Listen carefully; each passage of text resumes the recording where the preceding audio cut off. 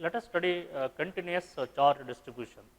See, it is impractical to work with discrete charges. So, therefore, we consider continuous charge distribution. See, for example, in case of uniformly charged spherical conductor contains a large number of charges in a small element area ds. See, depending on the type of distribution of charges, we have three types of continuous charge distribution: linear charge distribution, and the surface charge distribution, and the volume charge distribution. See, let us first consider the linear charge distribution. See, the first one is linear charge distribution.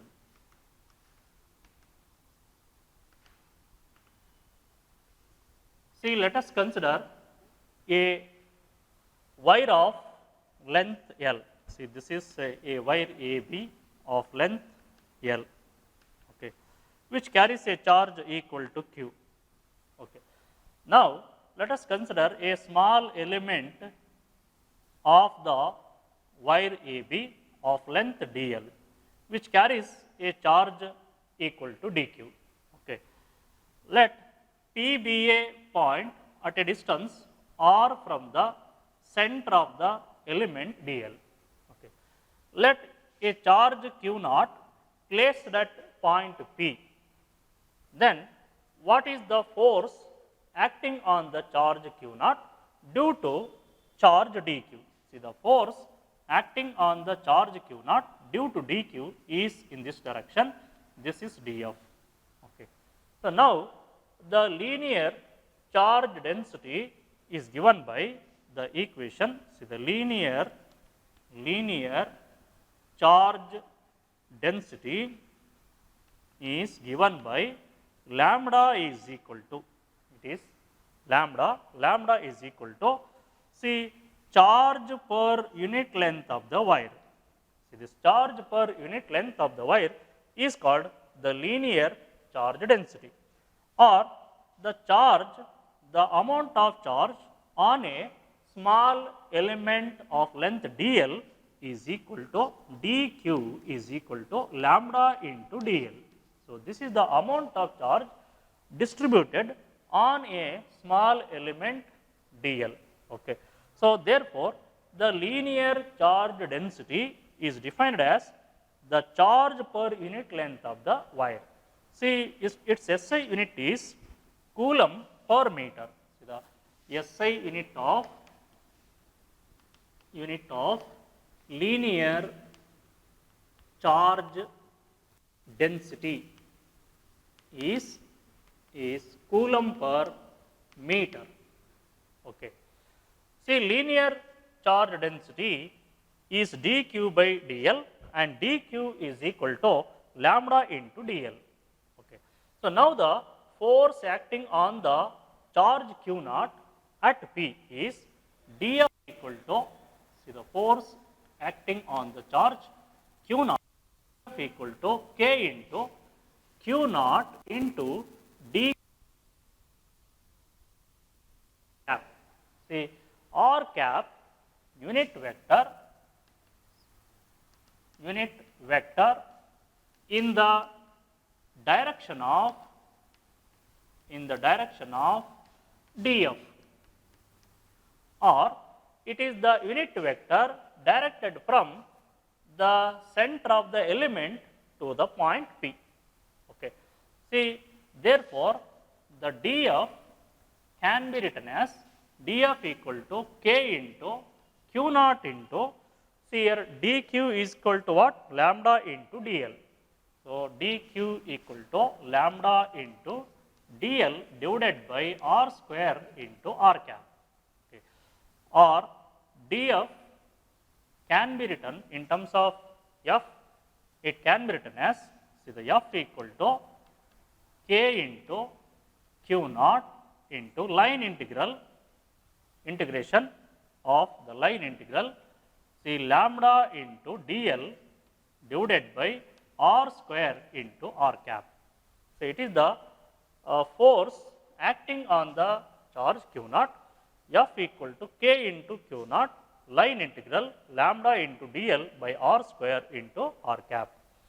See, the corresponding electric intensity equation can be written as E equal to K into line integral lambda into dl divided by r square into r cap.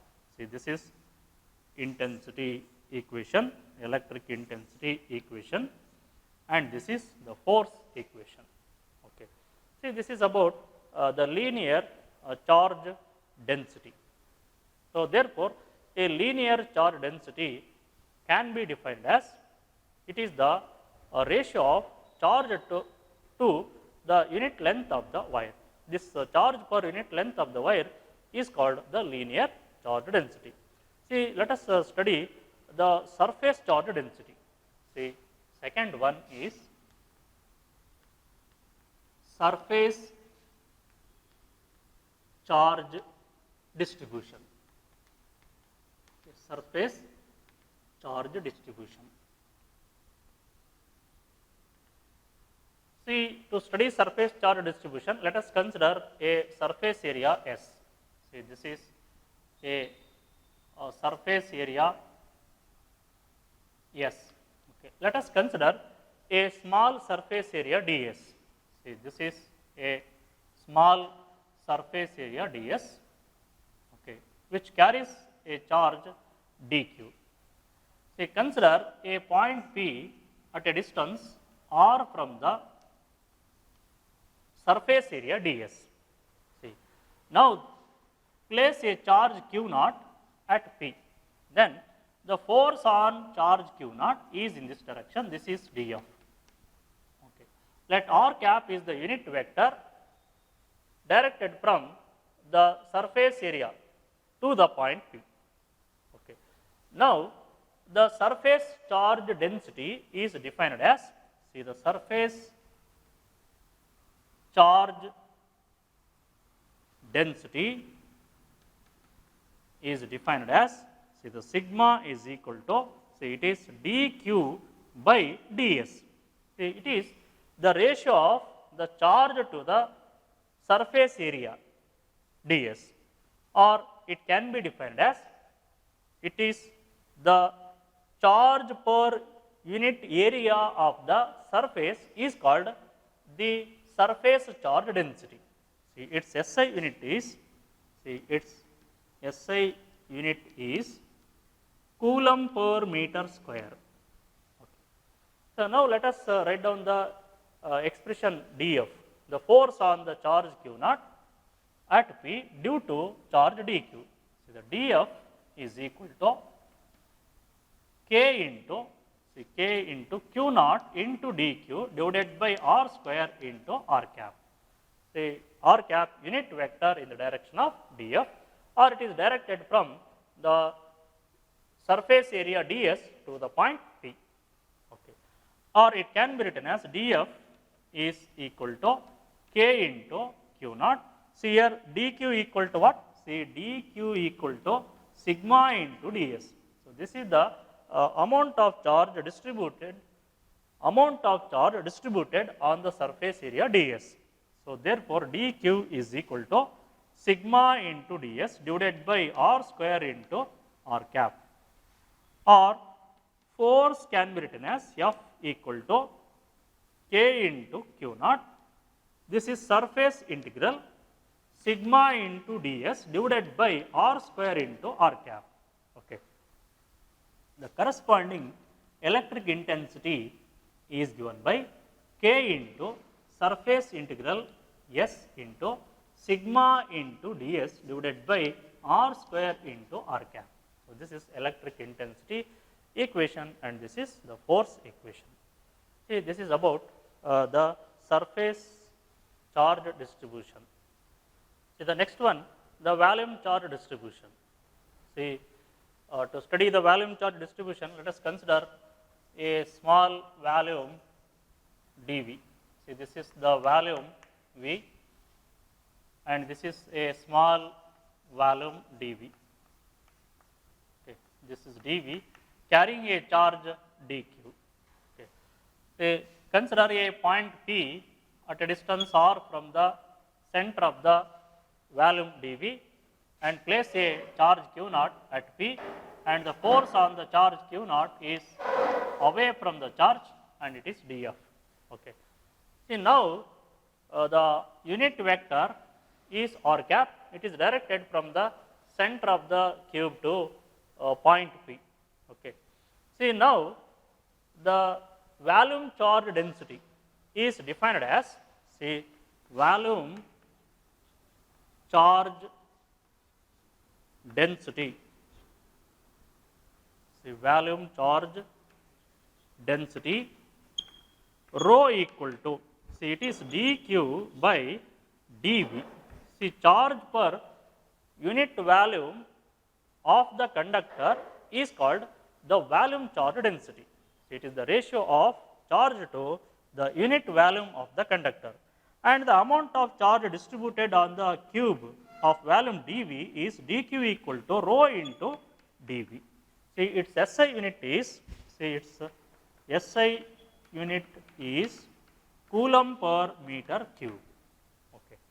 See, now write the force on the charge at P. Force on the charge at P, this is dF equal to, see, dF is equal to k into q naught into dq divided by r square into r cap. And the force dF can be written as dF equal to q equal to rho into dV. See, rho dV divided by r square into r cap. Okay. See, now the force F can be written as the force F equal to k into q naught. This is volume integral. Volume integral rho into dV divided by r square into r cap. Okay. And the corresponding electric intensity vector E equal to k into the volume integral rho into dV divided by r square into r cap. Equation, and this is the force equation, the force on the charged particle q naught placed at P. Okay. So, so we have discussed the three types of the charge distribution: the linear charge distribution, surface charge distribution, and volume charge distribution. See, on a wire the charges are distributed linearly. On a spherical conductor the charges are distributed on the surface of the spherical conductor, and in case of a cube of the conductor the charges are distributed throughout the volume of the conductor. Okay. So, and hence the three types of distribution: the linear charge distribution, surface charge distribution, and the volume charge distribution. Say, let us study electric field lines. Say, what are electric field lines? Say, electric field lines are the pictorial representation of electric field around a charged particle. So, therefore, we can represent the electric field around a charged particle by drawing the electric field lines. Say, the concept of electric field lines are first introduced by Michael Faraday. So, using the electric field lines, we can represent the electric field around the charged particle. See, let us draw the electric field lines for a positive charge. See, the electric field lines for a positive charge. See, draw the electric field line along the direction of electric field. See, these are the vectors which represents the magnitude of electric field. See, as we go away from the charge, the length of the vector decreases. See, which says that as we go away from the charged particle, the electric intensity also decreases. See, the electric intensity decreases as we go away from the charge.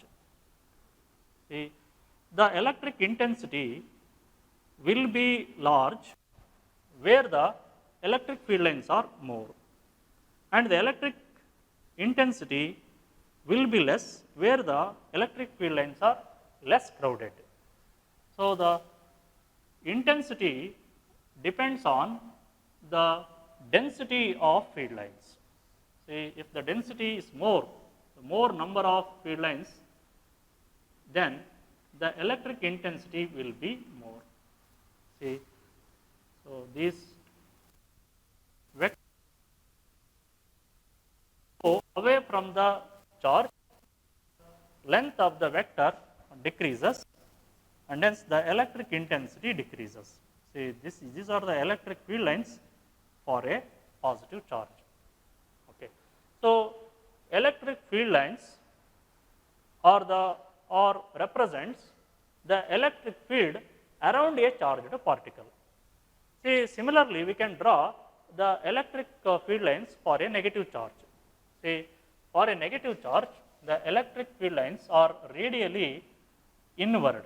See, for a positive charge, the electric field lines are radially outward, and for a negative charge, the electric field lines are radially inward. See.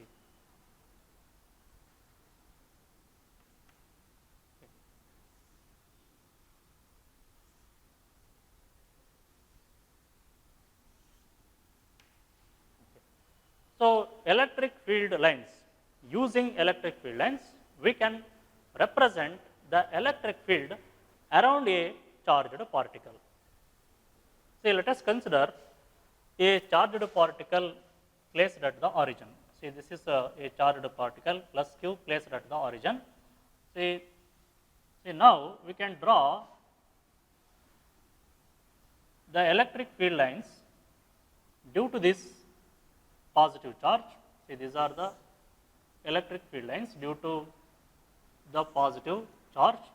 See, the electric field lines are crowded at some region of space, and the electric field lines are far away from each other at some other places. Okay. See, suppose in this small area, P1, see the region R, in this region R, the electric field lines are very close to each other. See, in this region S, see in this region R, the electric field lines are close to each other, whereas in this region S, the electric field lines are far away from each other, which says that the electric intensity depends on the relative density of the field lines crossing unit area. Okay, see, this is the region of stronger electric field. See, this is the region of stronger electric field, and this is the region of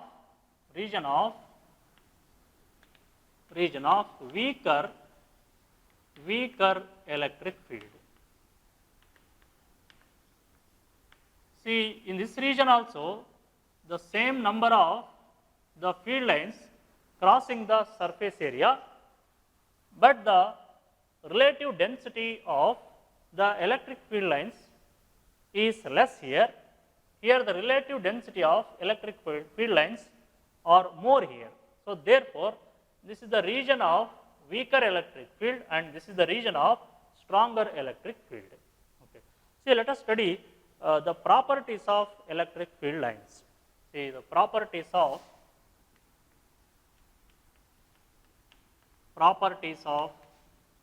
electric field lines. See, the first one is, see, the electric field lines are radially outward for a positive charge, and for a negative charge, the electric lines of forces are radially inward. See, for a positive charge, the electric lines of force are radially outward. See, these are the electric field lines for a positive charge. And for a negative charge, see the electric field lines radially inward.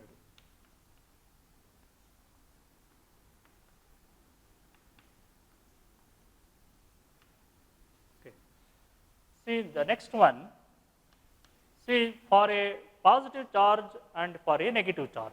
See, suppose a positive charge and a negative charge separated by a small distance, then the electric field lines start from positive charge and end on negative charge. See, the electric field lines start from positive charge and end on negative charge.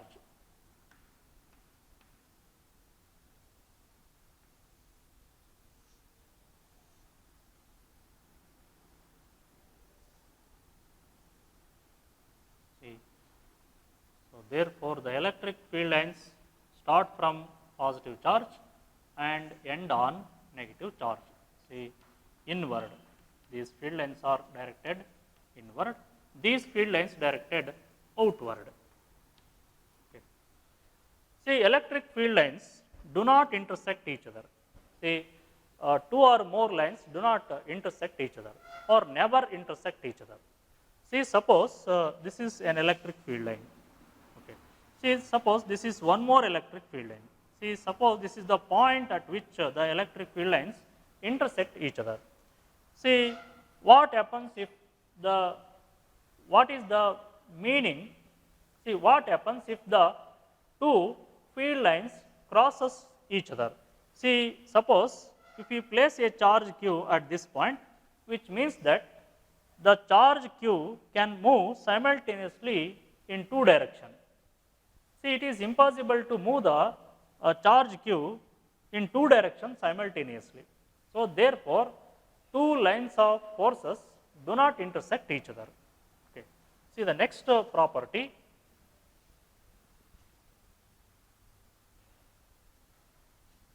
See the next property is fourth one. See, for a positive charge and a positive charge. See, we can draw the electric field lines for a positive charge and another positive charge. Okay. See, these are the field lines for two positive charged particles.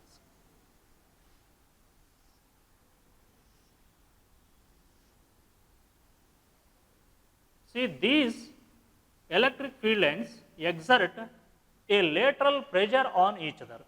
See, the electric field lines exert a lateral pressure on each other, which signifies that the two like charges repel each other. See, the like charges repel each other. And one more property, that is, see, unlike charges attract each other. See, which says that the electric field lines contract in length. So, which signifies that the unlike charges attract each other, and the electric field lines exert a lateral pressure on each other, which signifies that the like charges repel each other. Okay.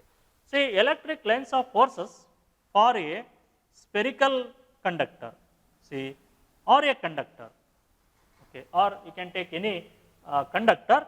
See, the charges distributed on the surface of the conductor. Then the electric field lines are directed perpendicular to the surface of the charged conductor. See, these are the electric field lines due to a uniformly charged spherical conductor. And one more, the electric field lines do not passes through the conductor. See, electric field lines do not passes through the conductor. See, these are the electric field lines for a charged spherical conductor. Okay. And the electric field lines do not passes through the conductor. Okay. See, these are the few properties of electric field lines. So, therefore, the field lines are used to represent the electric field around a charged particle. So, we can represent the electric field using the electric field lines. So, let us study electric flux. Say, electric flux through a surface is defined as the total number of electric field lines passing normally through that surface is called the electric flux. Say, suppose this is the surface area. See, suppose this is a surface area. See, the area vector is always normal to the surface. See, this is the area vector. See, suppose this is the surface area ds, then the area vector is always perpendicular to the surface area. See, suppose the surface area held like this, then the area vector is directed in this direction. See, suppose the area vector held like this with respect to the direction of electric intensity, then the area vector is normal to the surface area. See, there is an angle between the electric intensity vector, see this is electric intensity vector and this is the area vector. See, the theta is the angle between the area vector and the electric intensity vector. See, suppose this is area vector ds and this is the electric intensity vector E. So, then the angle between these two vectors is equal to 0 and hence the electric flux through the surface of area ds is given by E phi E equal to E into ds cos theta. See, theta is the angle between the area vector and the electric intensity vector. See, suppose the area vector makes an angle theta with the direction of electric intensity vector. See, this is suppose this is area vector, see, this is area vector ds and this is the electric intensity vector E. This is angle theta between the intensity vector and the area vector. So, then the electric flux through this surface is given by E into ds cos theta. See, if theta equal to 0, the electric flux through the surface is equal to E into ds. It is maximum. See, the flux is maximum when the area vector and the intensity vector are parallel to each other, or the electric intensity vector or the electric field lines passing normally through the surface, then theta equal to 0. See, if theta equal to 90 degree, then the flux through the surface is equal to 0. This is minimum. So, flux is minimum when the intensity vector and the area vector perpendicular to each other. So, then the flux through the surface is equal to 0. See, the electric flux is very much similar to that of the flux of a liquid passing through a surface area ds. So, in case of the electric field, no physical quantity flows through the surface area, whereas in case of liquid flux, in case of liquid flux, the liquid flows through the surface area ds. Okay. So, therefore, the electric flux is given by the equation E into ds cos theta, or it can be written as flux equal to electric flux equal to E dot ds. See, it is the dot product of the two vectors, the intensity vector and the area vector, or it is E into ds cos theta. See, the electric flux is positive for the field lines which are radially outward. See, the flux is, electric flux is positive for the field lines which are radially outward. See, the field lines directed radially outward.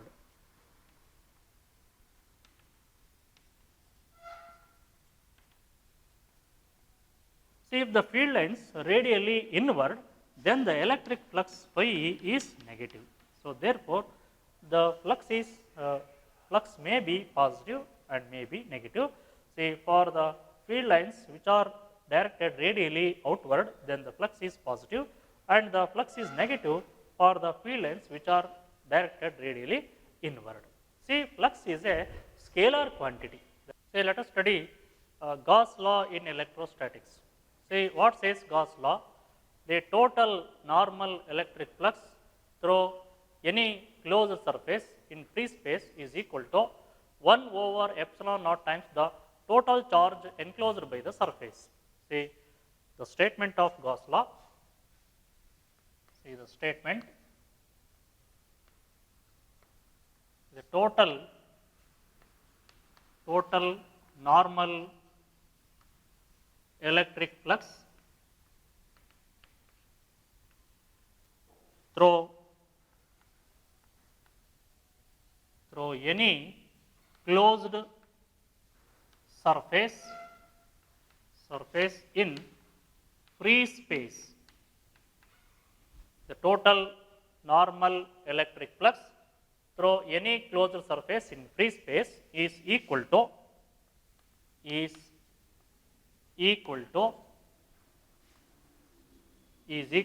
the 1 over epsilon naught times the total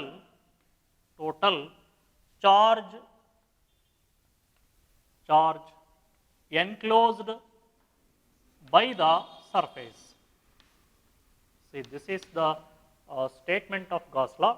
So, according to Gauss law, see, let us consider a closed surface. See, suppose this is a closed surface enclosing the charges plus q1, plus q2, plus q3, etc.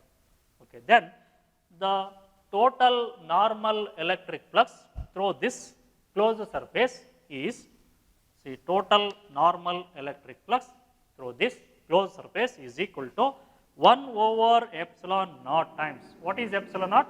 Epsilon naught is permittivity of free space. See, 1 over epsilon naught times the total charge enclosed by the surface, where sigma q represents the total charge, that is sigma q equal to q1 plus q2 plus q3. So, therefore, the total electric flux is equal to 1 over epsilon naught times q1 plus q2 plus q3. So, this is the Gauss law. See, Gauss law is more fundamental than Coulomb's law. Gauss law can be used to find the electric intensity due to a uniformly charged thin wire, a uniformly charged spherical conductor, and a uniformly charged thin plane sheet. So, using Gauss law, we can find the electric intensity due to the uniform distribution of charges. Okay. See, the charges q1, q2, q3 are inside the closed surface. Okay. See, if the charges q4, q4, q5, q6 are outside the closed surface, do not contribute any flux through the surface. Okay. See, these charges are outside the surface. Therefore, these charges do not contribute any flux to the surface, and hence the charges which are only inside the closed surface contribute the electric flux through the surface. Okay. So, and hence it is to be noted that the electric flux through any closed surface enclosing the charges is equal to 1 over epsilon naught times the total charge enclosed by the surface. See, if any charges are outside the closed surface, they do not contribute any flux. Okay. So, the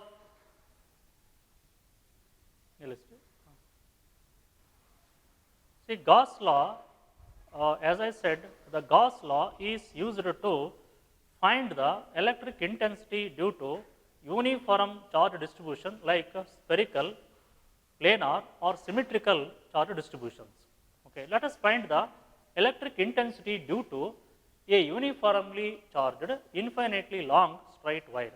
See, let us consider a uniformly charged infinitely long straight wire. See, this is a uniformly charged wire. Okay. See, these are the charges, the plus charges on the surface of the conductor. Okay.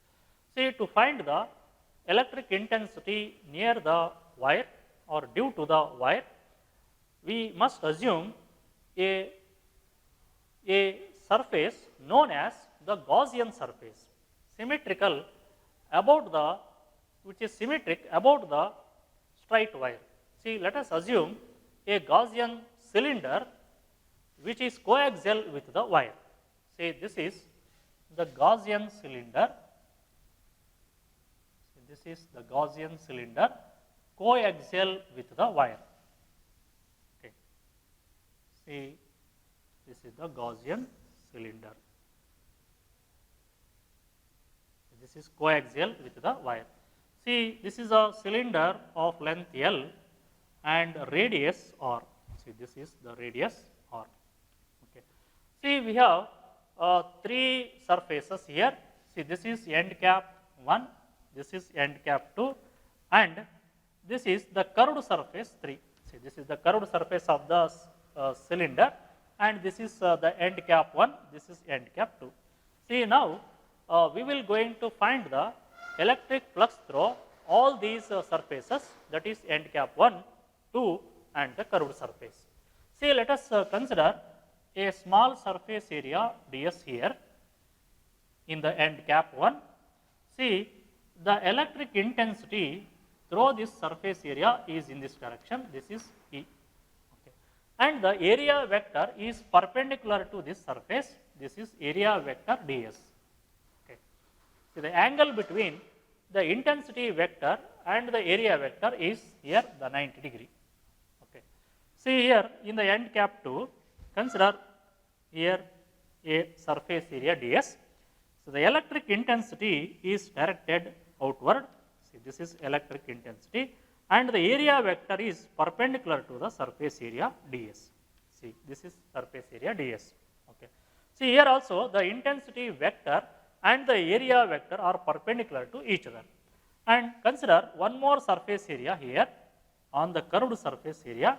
See, suppose this is the electric intensity vector E, and this is the area vector ds.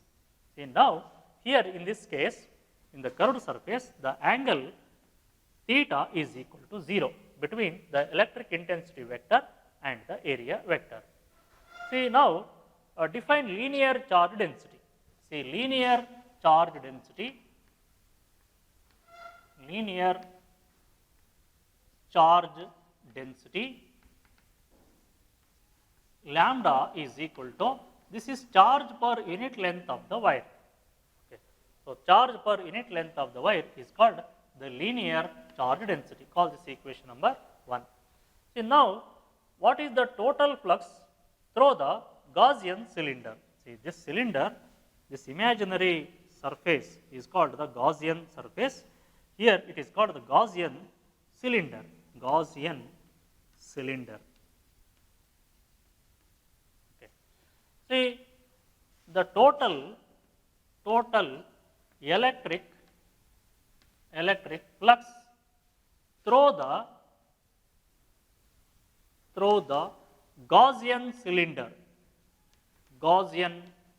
cylinder is phi E equals to,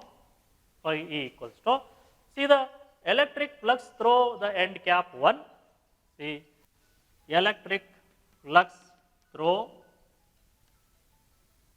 end cap 1 plus electric flux through end cap 2 plus electric flux through end cap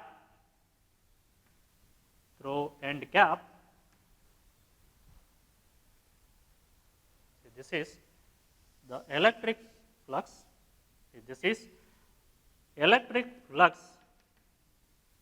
through the curved surface.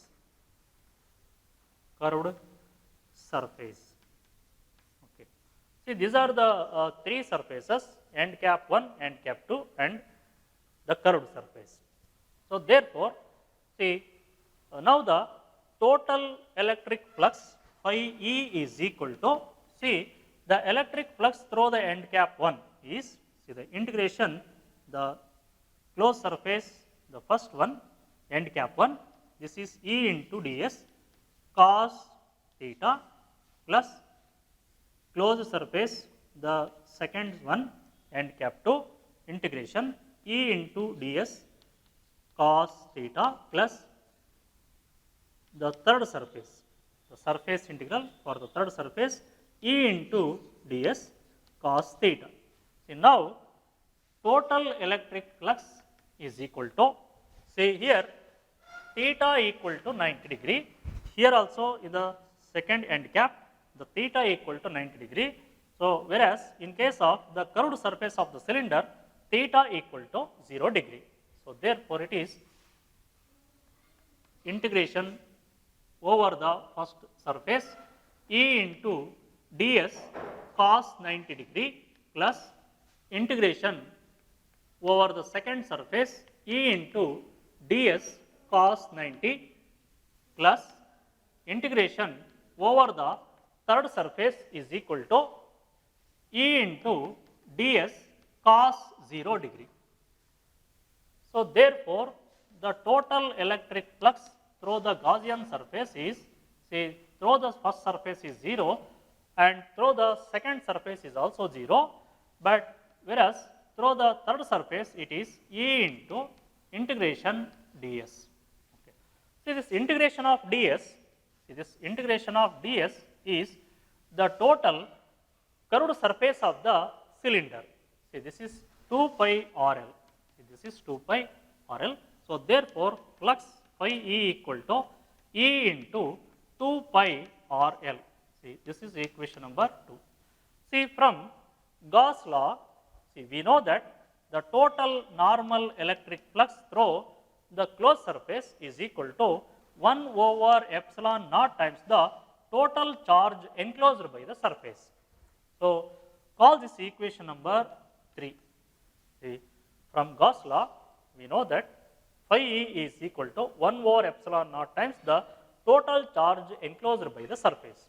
See, from these two equations, equation 2 and equation 3, we can write E into 2 pi RL is equal to Q by epsilon naught, or E is equal to 1 over 2 pi epsilon naught into Q divided by R into L. Okay. See, this is 1 over 2 pi epsilon naught into Q divided by RL. Q is equal to what? See here, the Q is equal to, see, the lambda into L. See, now substitute the value of Q here.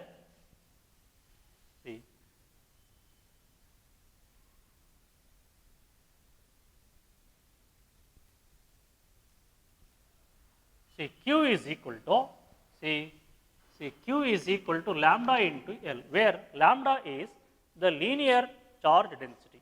See, the equation for electric intensity becomes E equal to 1 over 2 pi epsilon naught into lambda into L divided by R into L. L get cancels. So, therefore, E equal to 1 over 2 pi epsilon naught into lambda divided by R.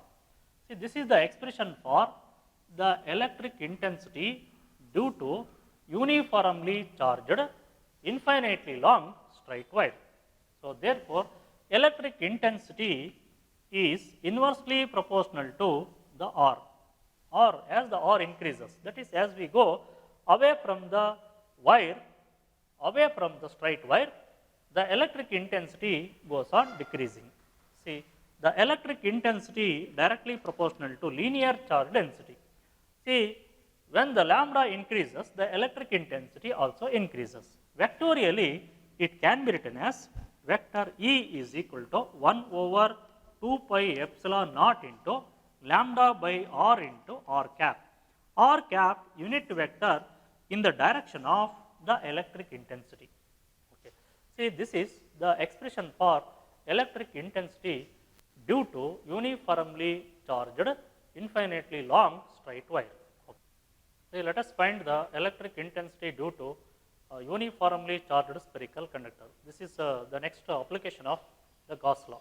See, let us consider a uniformly charged spherical conductor. See, this is a spherical conductor of radius R.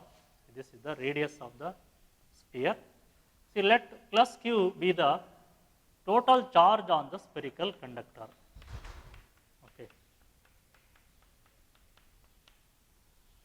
See, then the surface charge density is defined as the sigma is equal to the charge per unit area of the spherical conductor, or it can be written as sigma equal to charge per unit area 4 pi r square. R is the radius of the sphere, and q the total charge on the surface area. So therefore, surface charge density is equal to q by 4 pi r square. Okay. See, let us imagine a Gaussian sphere of radius r. See, this is a Gaussian sphere of radius small r. Okay. See, this is the Gaussian sphere of radius r. This is the center of the sphere. Imagine a surface area, a small surface area on this Gaussian sphere. Okay. This is the surface area ds. Okay.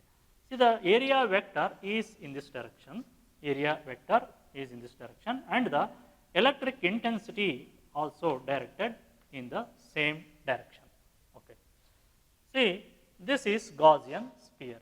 See, this is Gaussian sphere.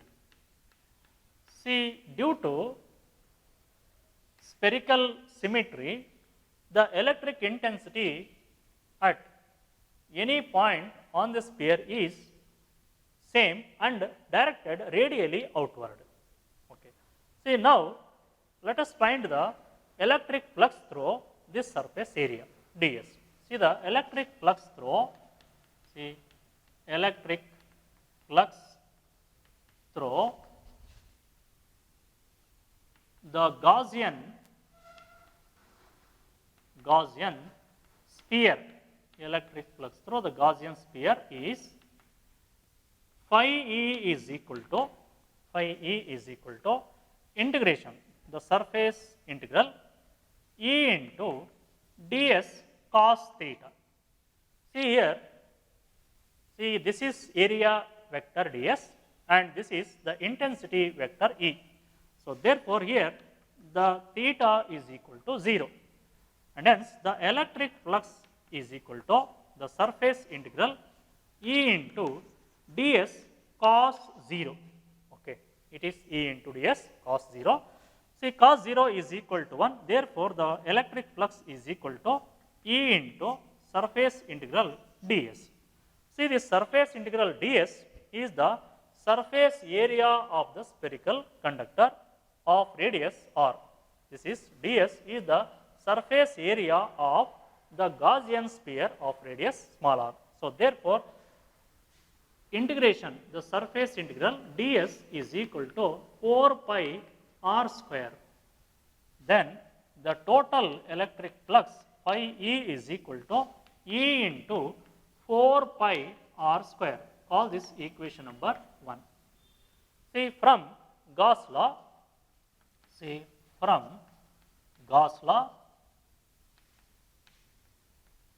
the total normal electric flux through a closed surface.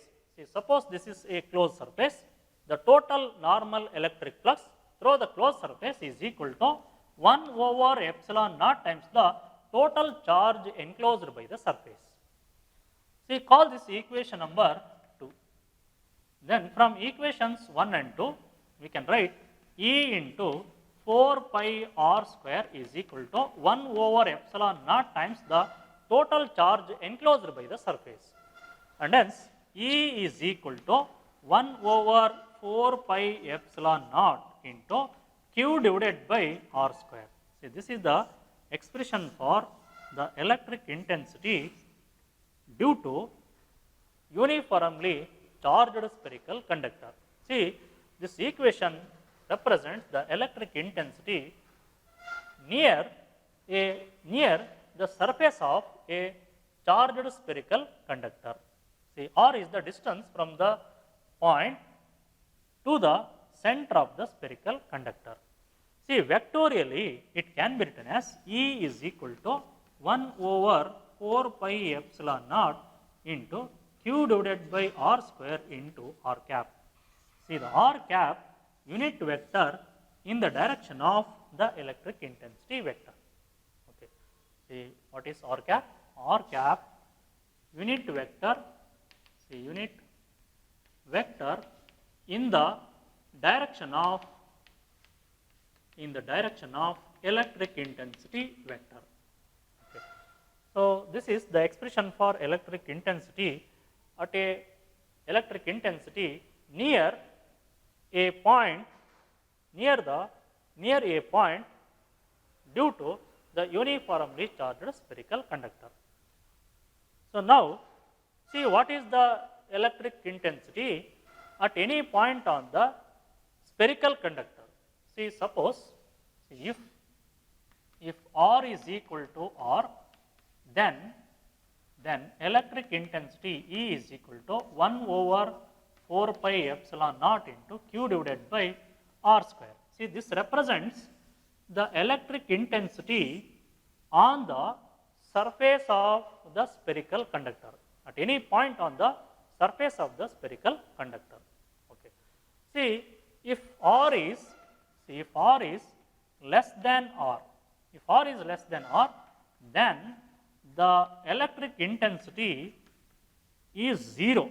That is, electric intensity inside the spherical conductor is 0, since no charges present inside the spherical conductor, and hence the electric intensity inside the charged spherical conductor is 0. See, we can draw a graph of the electric intensity versus distance. See, this is distance R and this is the electric intensity E. This is the electric intensity E. Simply write E. See, now the electric intensity decreases as we move away from the spherical conductor. See, this is the case when R is equal to R. See, when R is equal to small r is equal to capital R. That is, the electric intensity on the surface of the spherical conductor E is maximum. Okay. And the electric intensity inside the spherical conductor is 0. This is electric intensity outside the spherical conductor inversely proportional to the distance r. As we go away from the center, the electric intensity goes on decreasing. So, the electric intensity is maximum on the surface of the spherical conductor. See, on the spherical conductor, the surface of the spherical conductor, the electric intensity can be written as 1 over 4 pi r square into Q divided by epsilon naught. See, this is 1 over 4 pi r square is nothing but the surface of the spherical conductor. Okay, this is the surface area of the spherical conductor. See, E is equal to, see, this Q by 4 pi r square is sigma, surface area, surface charge density. See, this is surface charge density, Q divided by 4 pi r square. So, Q divided by 4 pi r square represents the sigma by epsilon naught.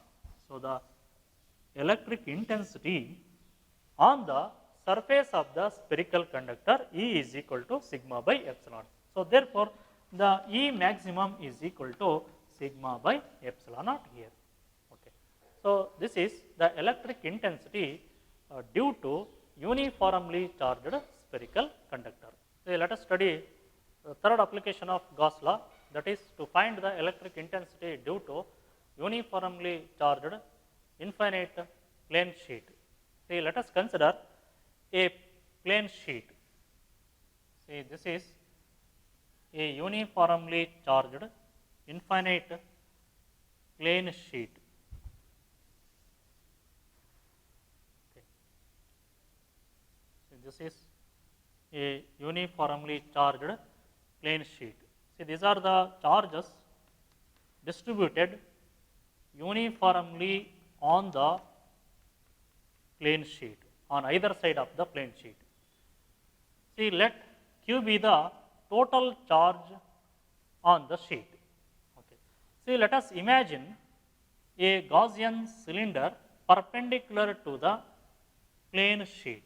See, this is the Gaussian cylinder perpendicular to the surface of the plane sheet.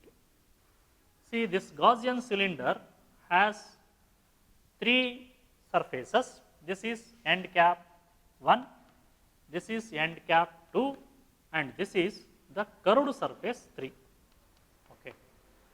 See, due to the symmetry, the electric intensity is directed radially outward. See, the electric intensity on either side of the plane sheet, it is radially outward. See, the electric intensity near the end cap 1 is directed outward. This is electric intensity. And the area vector directed outward, this is the area vector A. See, A is the surface area of end cap 1 and end cap 2. See, here also the electric intensity directed radially outward, electric intensity, and this is the area vector A.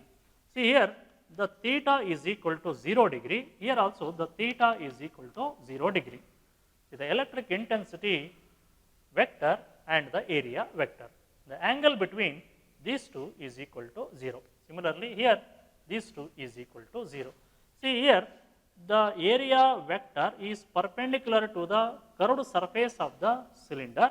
This is area vector A, whereas the electric intensity vector in this direction E. So, therefore, the angle between the area vector and the electric intensity vector is 90 degree.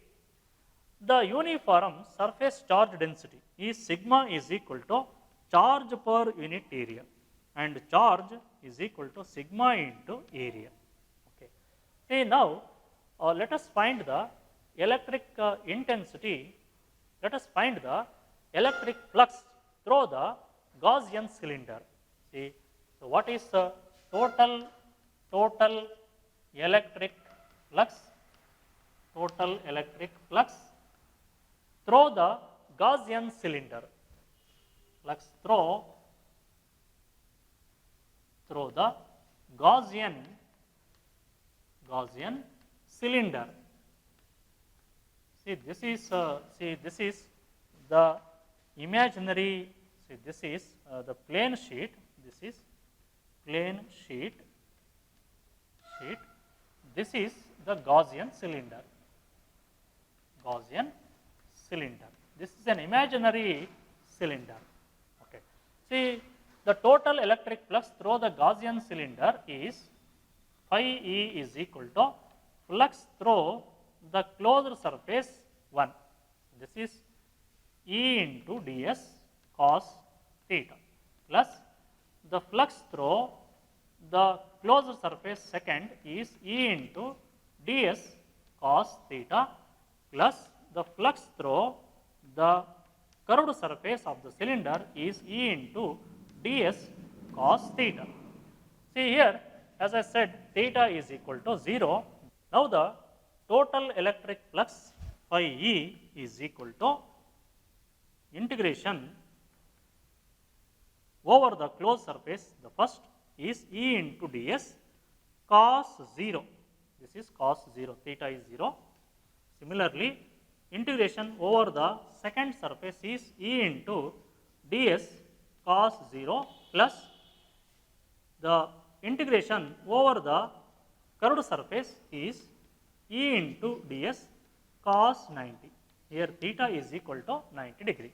So, therefore, the total electric flux is phi is equal to the total electric flux phi E is equal to E into integration over the closed surface 1, that is ds, plus E into integration over the second surface is ds plus 0. See, cos 90 is 0. So, therefore, the total flux through the curved surface is equal to 0. So, now flux phi E is equal to E into the surface area A plus E into the surface area A. So, or it is 2 into E into A. So, this is the total electric flux through the Gaussian cylinder. Call this equation number 1. So, now again from Gauss law, see, again from Gauss law, the total normal electric flux through a closed surface is equal to 1 over epsilon naught times the total charge enclosed by the surface. So, call this equation number 2. See, from equations 1 and 2, we can write 2EA is equal to 1 over epsilon naught times the total charge enclosed Q. or E is equal to 1 over 2 pi epsilon naught into Q by A. See, where Q is equal to sigma into A. See, Q is equal to sigma into A. So, therefore, E is equal to 1 over 2 epsilon naught into sigma into A divided by A. See here, A get cancels. E is equal to, finally, E is equal to 1 over 2 epsilon naught into sigma or it can be written as sigma by 2 epsilon naught. See, this is the expression for the electric intensity due to a uniformly charged, infinitely long, thin plane sheet. See now let us discuss a few commonly asking problems in electrostatics. See, let us find the electrostatic force between 2 point charges separated by a small distance. See, let the charge Q1 is equal to 2 into 10 power minus 7 coulomb and charge Q2 is equal to 3 into 10 power minus 7 coulomb separated by a distance is equal to R is equal to 30 centimeter. Okay, see, suppose this is charge Q1 and this is charge Q2 separated by a small distance R. Then the magnitude of electrostatic force between the charges Q1 and Q2 is given by 1 over 4 pi epsilon naught into Q1 Q2 divided by R square. See, we know the value of 1 over 4 pi epsilon naught, that is 9 into 10 power 9 into Q1 into Q2. Q1 is 2 into 10 power minus 7 into 3 into 10 power minus 7 divided by R square, that is 30 into 10 power minus 2 whole square. See, F is equal to, see, it is 9 into 10 power 9 into, this is 6 into 10 power minus 14 divided by 900. This is 900 into 10 power minus 2 whole square, that is 900 into 10 power minus 4, or it is 9 into 10 power minus 2. See, this can be written as 9 into 10 power minus 2. See, this 9 get cancels. Minus 2 goes to numerator, become plus 2. 10 power plus 9 and 10 power plus 2, it is 10 power plus 11. So, therefore, the force F is equal to 6 into 10 power minus 3 Newton. So, the electrostatic force between the two charges Q1 and Q2 is 6 into 10 power minus 3 Newton. See, if these two charged particles are placed in a dielectric constant epsilon r is equal to 3, then what is the force between the two charged particles placed in a medium of dielectric constant 3? See, now, the force between the two charged particles placed in air is 1 over 4 pi epsilon naught into Q1 Q2 divided by R square. Then force between the same two charged particles placed in a medium other than air or vacuum, then it is Fm is equal to 1 over 4 pi epsilon naught epsilon r into Q1 Q2 by R square. Okay. See, now, see, this is Fa by Fm is equal to epsilon r. We know the force F air, that is 6 into 10 power minus 3 divided by epsilon r is equal to Fm. The force Fm is equal to 6 into 10 power minus 3 divided by epsilon r is equal to 3, which is equal to 2 into 10 power minus 3 Newton. See, from this calculation, we can conclude that the electrostatic force between the two charged particles, see, the electrostatic force between the two charged particles placed in a medium other than air or vacuum decreases. See, the electrostatic force between the two charged particles decreases when we place them in a medium other than air or vacuum. So, therefore, Fm is equal to 2 into 10 power minus 3 Newton. Okay. So, next move on to the next problem. See, let us go to the next problem. Let the charges Q1 Q1 equal to 3 microcoulomb, this is positive charge, and Q2 equal to minus 3 microcoulomb separated by a distance r equal to 20 centimeter. See, this is charge Q1 and this is charge Q2. See, Q2 is equal to minus 3 microcoulomb, it is negative. Q1 equal to 3 microcoulomb, this is positive. Okay. Now find the electric intensity at the midpoint of the line joining the two charges. See, suppose this is point A and this is point B. This is the midpoint O of the line joining the two charges. This is AO is equal to 10 centimeter. OB is also equal to 10 centimeter. See, now the electric intensity at O due to charge at A is in this direction. See, this is electric intensity at O due to charge at A in this direction. Similarly, electric intensity at O due to charge at B, since it is negative charge, the electric intensity is toward the charge. Electric intensity at O due to charge at B is in this direction. So, therefore, both the electric intensities in the same direction. So, we can add them later. See, first write down the equation for the electric intensity at O due to charge at A is EOA is equal to 1 over 4 pi epsilon naught into Q divided by R square. Okay. EOA is equal to 9 into 10 power 9 into, see, this is Q1.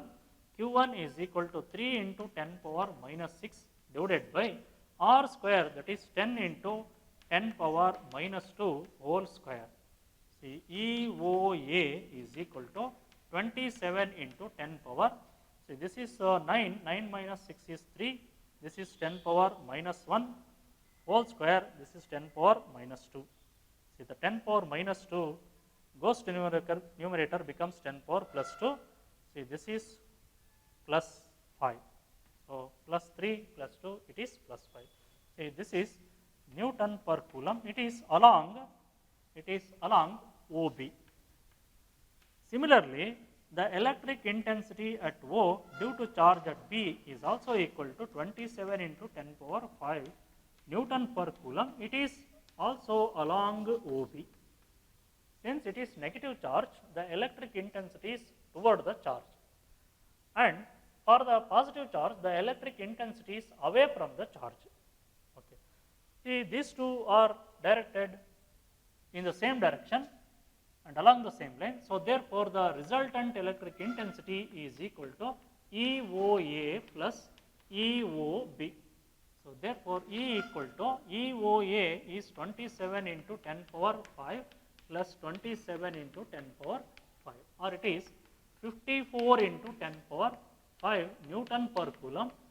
The resultant is also along OB, or it can be written as E equal to 5.4 into 10 power 6 Newton per coulomb. So, this is the resultant electric intensity at O. Okay. So, let us discuss the important questions in electric charge and electric field. The important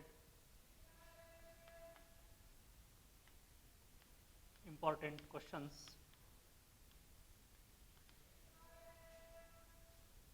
Important questions on charge and field.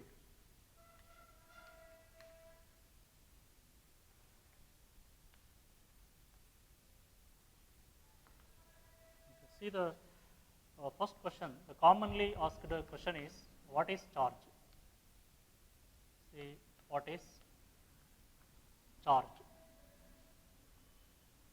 And then, what is elementary charge? See, what is elementary charge? Okay. Then the next one is properties of charges. Mention the properties of charges. And the next one is the different types of electrification. different types of the types of electrification.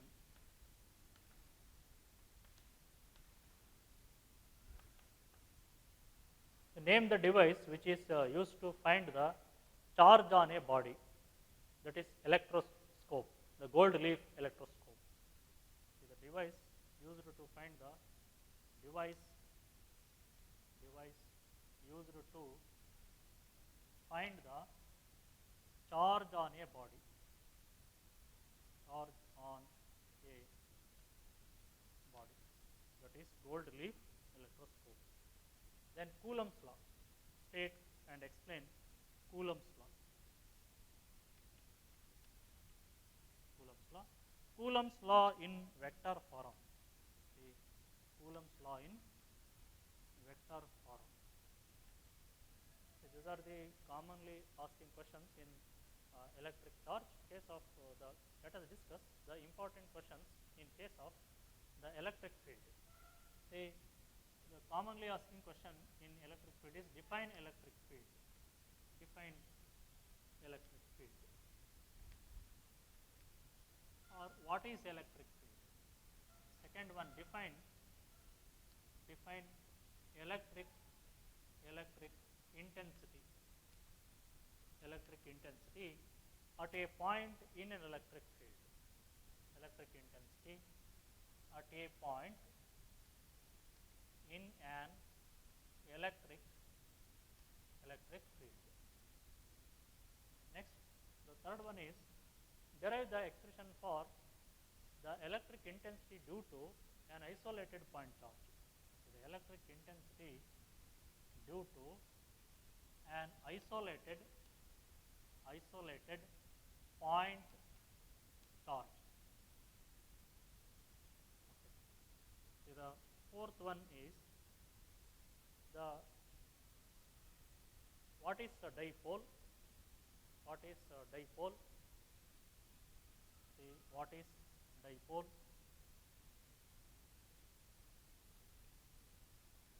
Define dipole moment. Define dipole moment. And then derive the expression for electric intensity due to dipole at a point on the axial line of the dipole and at a point on the equatorial line of dipole. The electric intensity at a point on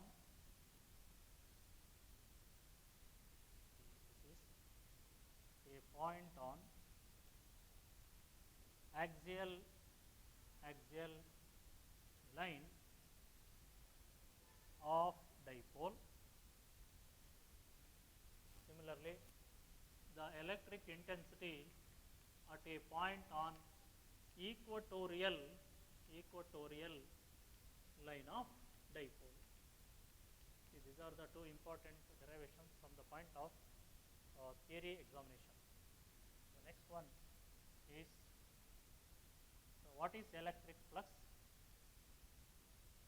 Electric flux. Define electric flux. When does the electric flux through a closed surface is maximum and minimum? Give the SI unit of electric flux. See, give the SI unit of electric flux. The next one is the electric field lines. Give the properties of electric field lines. Give the properties of electric field lines.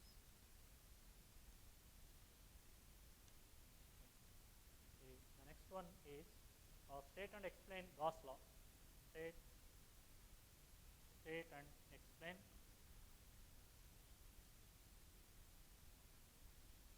Gauss law. Next one, the applications of Gauss law. See, just we have studied the three applications of Gauss law. Electric intensity due to uniformly charged thin wire. Electric intensity due to uniformly charged thin wire, and electric intensity due to uniformly charged spherical conductor, and finally the electric intensity due to a thin plane sheet of charge.